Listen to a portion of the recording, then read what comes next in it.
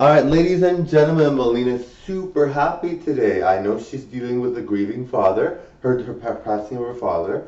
Marco's dealing with the passing of his father. But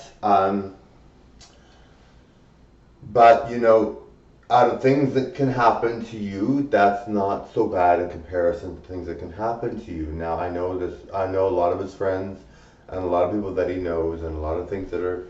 A lot of people that cared about him deeply are like probably very, very upset and crying and bawling their eyes out, and very upset because he was really popular. He was very popular.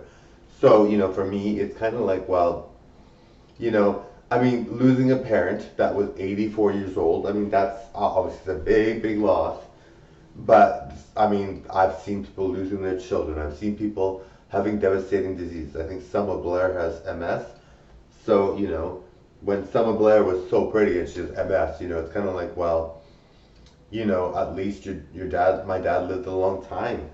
At least he had things in place for him. He was very successful in terms of his popularity, and his look was solid, and he had been healthy for a long, long time. So, it's kind of like, well, you kind of get the sense where um, you're just like putting things into perspective, like there are people that would had lost their parents way sooner than that.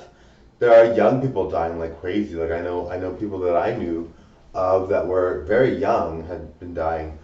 So, at the end of the day, losing your father, obviously that's a very difficult thing to deal with. I'm very upset. And I'm very upset because he looked exactly like me. I was very close. Just give me 1 second, guys. I was very close to him. So give me 1 second. I was very close to him. So for me, um, it was obviously very upsetting. Uh, but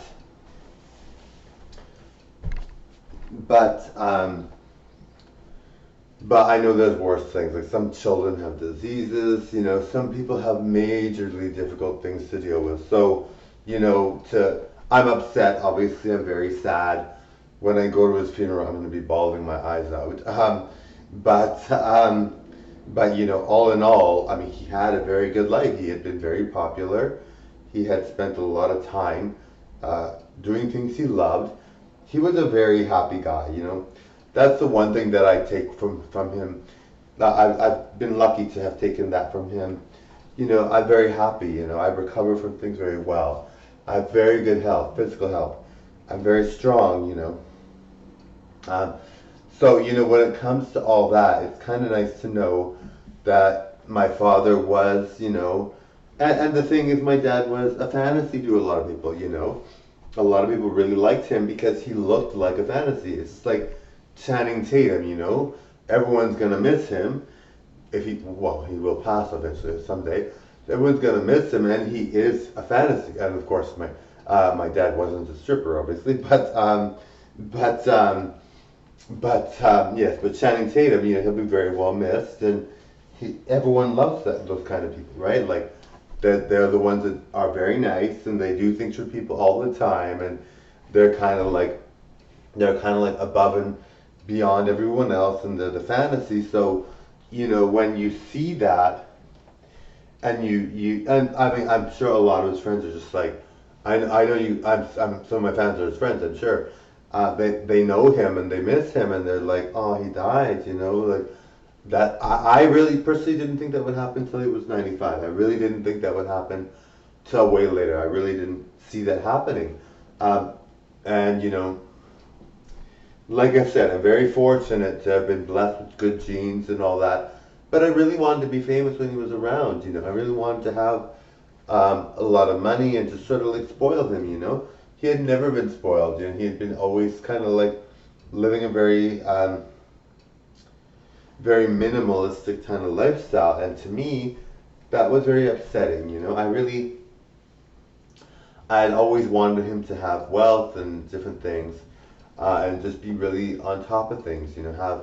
Have the kind of things that people, celebrity children can give to their parents. I'm not a celebrity now, and I really wish I had been while he was around. I really kind of